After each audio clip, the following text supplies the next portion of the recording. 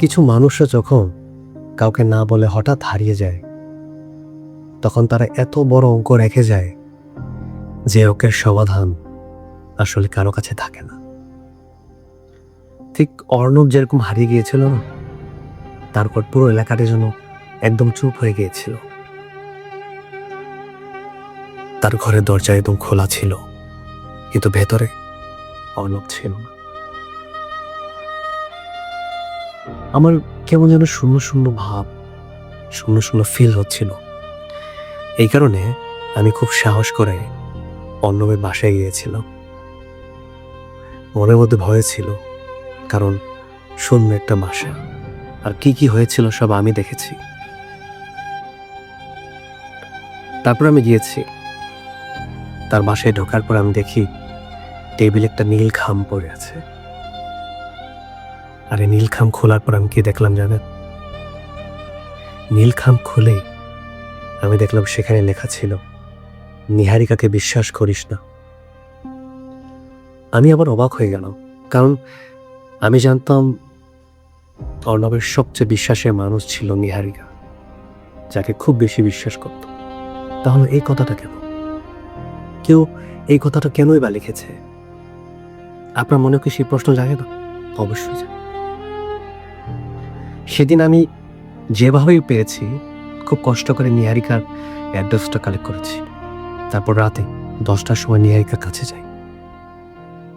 তার বাড়ির বাহির থেকে আমি শুনতে পাই সে কান্না করছে। আমি তারপর দরজা খুলে ঢুকি। দরজা খুলে দেখি নিহারিকা প্রচুর কান্না করছে। কিন্তু আমি শুধু গিয়েছিলাম অর্ণবের জন্য। আর তাকে গিয়ে এই প্রশ্নটাই করি, নিহারিকা, অর্ণব কোথায়? নিহারিকা কান্না থামিয়ে আমার দিকে তাকিয়ে রইল, কিছু বলল না। শুধু একটা কথাই বের করলো মুখ থেকে, অর্ণব হারিয়ে যায়নি, তাকে লুকিয়ে রাখা হয়েছে।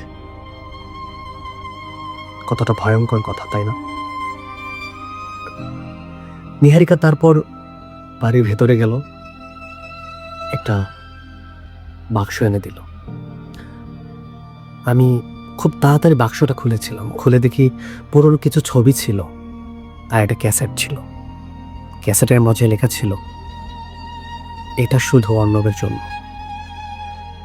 আমি নিহারিকাকে জিজ্ঞেস করলাম, নিহারিকা, এসব কি কি হচ্ছে? বুঝতে পারছি না তো।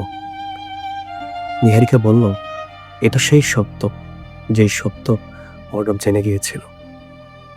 তখন আমার মনে ভয় কাজ করছিল, কি এমন যেটা সে জেনে গেছে, যার জন্য সে গায়েব হয়ে গিয়েছে। এই ক্যাসেটটা আমি যখন প্লে করব, ঠিক তখনই বিদ্যুৎ চলে যায়। আর বিদ্যুৎ চলে যাওয়ার কারণে বাহিরে যে টিপ টিপ বৃষ্টির ফোঁটা হচ্ছিল, প্রত্যেক বৃষ্টির কণার শব্দ আমি কান দিয়ে শুনতে পাচ্ছিলাম। এত নীরবতা ছিল এলাকাতে, মনে হচ্ছিল যেন এই বৃষ্টির ফোঁটা শুধু আমিই শুনছি, আর কেউ শুনছে না। এই এলাকাতে যেন কেউ আর নেই, শুধু আমি একা। আর আমি দেখছি নিহারিকা আমার পাশে। ঠিক তখনই কেউ যেন গাড়ি দিয়ে আসলো। বাড়ির বাহিরে কে যেন গাড়ি চালিয়ে আসছে, আমি তার আওয়াজটা শুনতে গেছিলাম। আর চিৎকার করে বলছে সেই মানুষটা বাহির থেকে, এই ক্যাসেটটা চালাস না, যদি চালাস তাহলে তোরাও শেষ হয়ে যাবে। কতটা ভয়ঙ্কর কথা, তাই না? কত যে ভয় লাগছিল আমার, আমি আপনাদেরকে বোঝাতে পারবো না আসলে।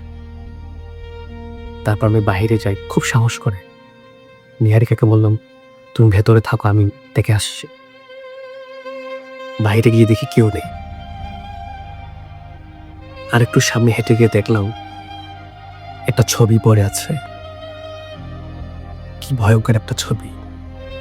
যে ছবির মাঝে একই ফ্রেমে ছিল অর্ণব আর নিহারিকা। আর সেই ছবিটা ছোট্ট কর্নার লিখেছিল 2008। কিন্তু সবচেয়ে অবাক করার বিষয় কি জানেন? ওদের পরিচয় মাত্র 5 বছর আগে হয়েছিল। তাহলে 2008 কেন?